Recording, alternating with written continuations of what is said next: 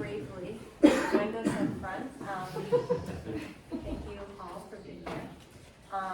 So I'm excited to start us off with everyone's favorite, some math.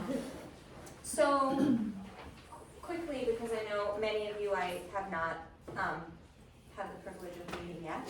I'm Kat, the kids call me Miss Kat, so I am acting as the education support specialist, or like the special educator here. So Abigail will speak to this a little bit more later on, but I spent a lot of time working in small groups with some kids who need some extra support or some enrichment in math and in reading, but I've also worked with many of your children just in the classroom, helping support teachers to make sure that math, literacy, really all the content areas are accessible to everyone, and really just trying to help create a positive learning experience even for those who have struggled right before in the past in the main classroom. So I'm going to preface what I'm offering you tonight by sharing that I am someone who was a struggling math learner as a kid. I always considered myself to be someone who had an art brain, not a math brain. Math was something that made me pretty scared as a kid, not something I enjoyed. And it wasn't until I went back to school for my master's in special ed and had one professor that just turned it around for me and helped me sort of shift that lens to thinking about math not as right and wrong and calculations and algorithms, but instead as a method of creative problem solving.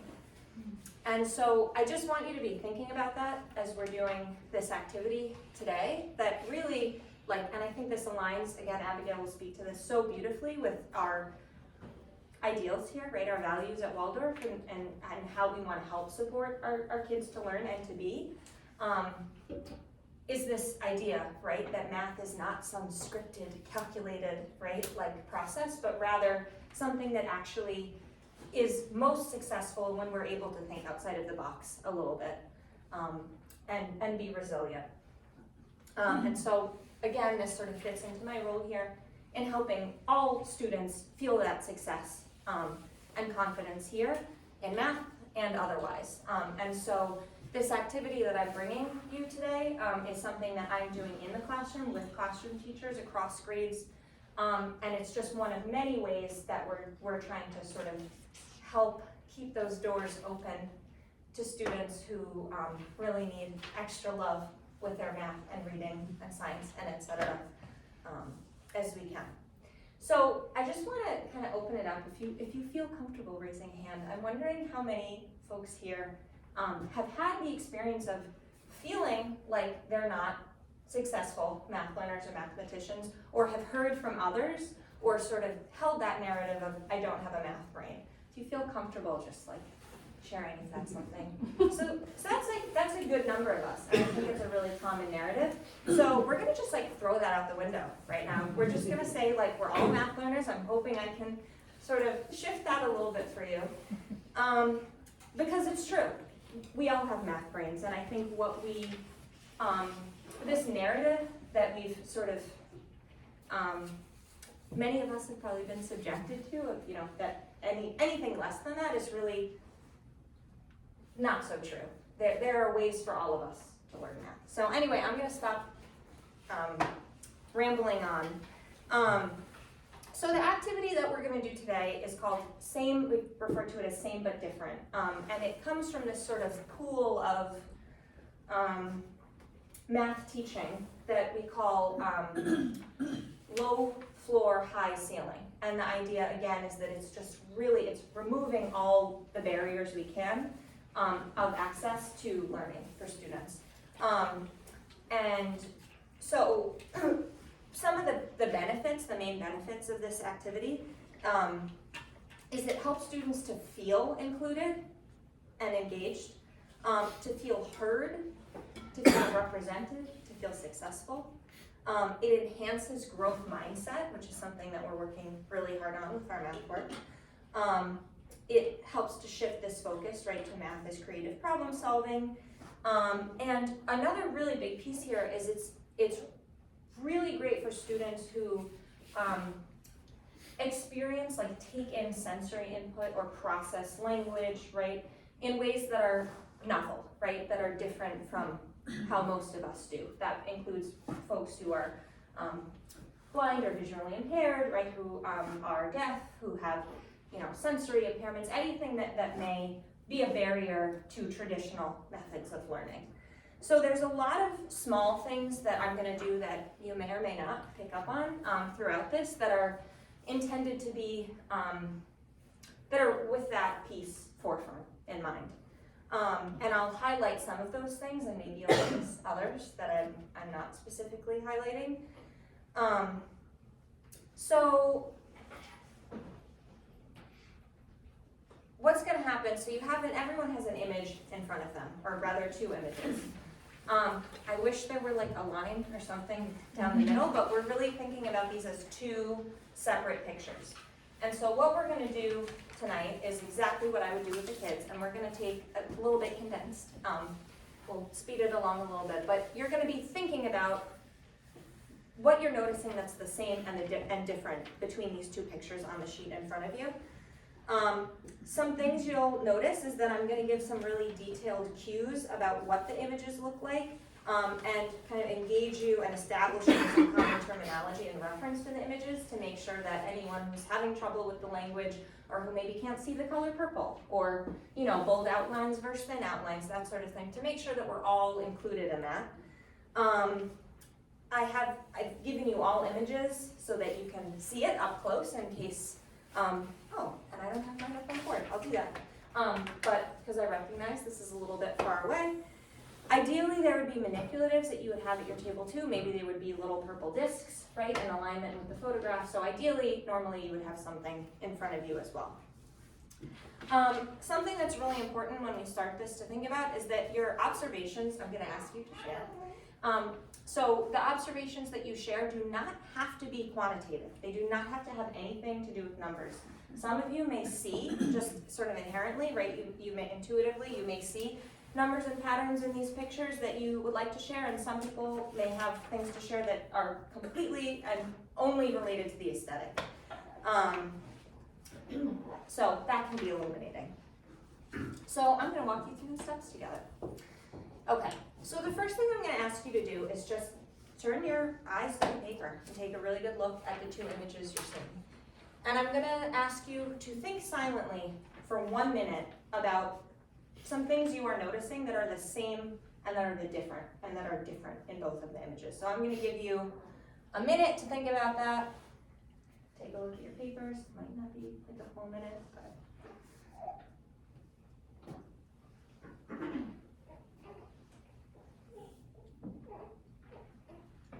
And I'm going to ask you, when you have at least one thing in mind that you're noticing that's the same or different, to just like put a hand, we'll say maybe like on your shoulder.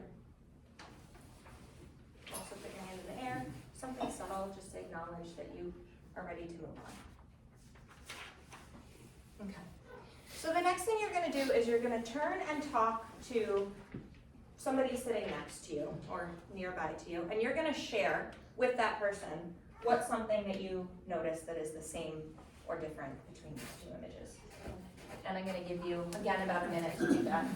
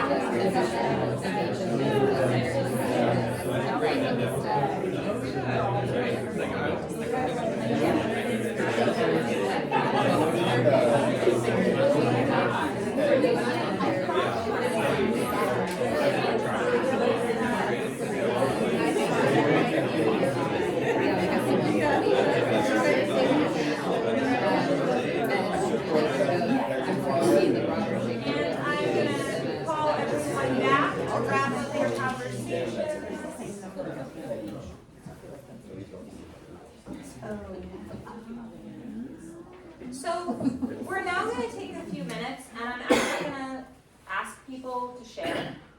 what are some things you're noticing that are the same or different? I'm not gonna make you raise your hand to call on you, but I would love for people to just share out. And I've represented, right, our same but different with a chart, but often, like, you could use a Venn diagram, right? There's different ways visually of displaying, right, the differences and the overlap. But this is how we're going to do it today. So I'd love to hear, what are some things you notice that are the same, that are different? Anyone, don't be shy. Different number of grapes in each bunch between the two groups. But And also the same number of it's grapes. the same number of between total the grapes. Yeah. 15 So I'll say the number of grapes in each. each bunch in each picture. And it's fun when you do this, the kids will be like, no, you should say it that way. That doesn't make sense. They have lots, all of a sudden they have lots of insight to offer. Miss Cat, you spelled that wrong. Oh, thank you. All right, and I heard a same for the number, Yeah. oh, the total number The of total. grapes, okay. So, I'm gonna say back to you what I'm hearing and make sure that I'm understanding correctly. So you're saying that in this picture, in total, there's the same number of grapes as there are in this picture. Okay. If I were a student, right, that was pretty clear, right? But there might be other students who missed it, right, who were not quite attaching and needed that visual cue to see what was happening in the picture. So it's a really great opportunity to say, hey, can you just repeat that one more time? I might have you even, I'm not gonna do this to you, but I might have had you come up to the board and say, hey, can you explain to me, where's that thinking coming from?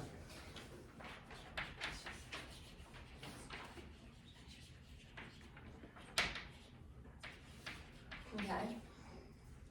What else do we notice? The stems are all in the same direction.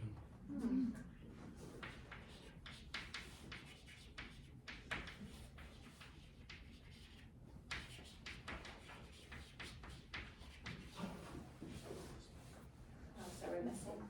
No wrong answers, unless you say they're bananas, then I might ask some questions. Same color.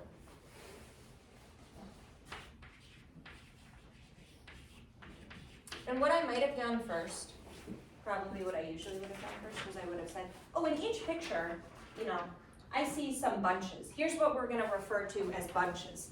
This is a bunch, and this is a bunch, and this is a bunch. Here's what we're gonna refer to as a grape.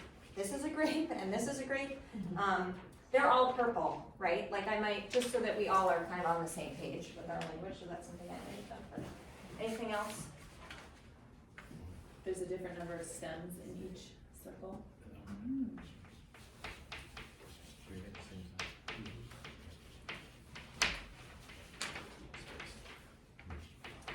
Before using any of these symbols, right, I might ask, like, do we all know what that means, right, what that represents? What else do we notice? One mimics the other, so there's 3 grapes in one, which represents the 3 bunches in the other, and the 3 bunches that represent the 3 grapes in the other. I don't know how you. 5 times 3 and 3 times 5. That's how I think about it. Oh, okay, so is that kind of what you're alluding to here? Three's in the back. Okay, so you bring up a really good point, right? And maybe this is something we've been starting to introduce in class, right? Oh, wait a minute, this makes me think about multiplication. You're telling me that in one picture, that in one picture, there's 3 bunches, right? Of or times 5 grapes. And we said, right, that they all have the same amount, which is 15. But in the other picture, right, there's 5 bunches of or times 3 grapes. Yeah. And we get 15, right? This might also be a time where someone may have already observed this, right, or chime in. If not, I might say, oh, I wonder if we could think about how they're split up, right? Like I wonder if we could think about this in terms of splitting up. Oh, well, splitting up tells us that we're thinking about division.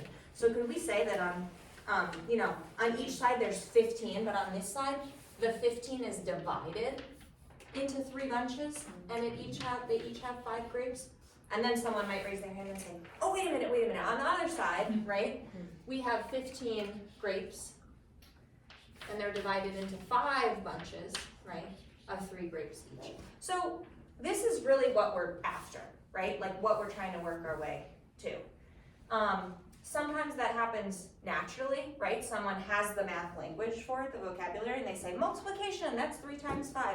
Sometimes you don't get there, especially if you're introducing a new concept, and that might be a time that I'm making that connection explicitly for them.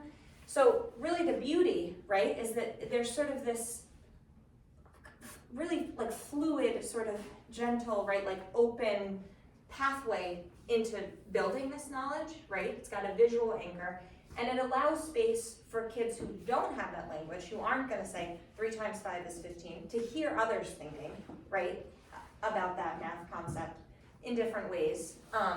Or adults, because that's what I was getting at, what I noticed.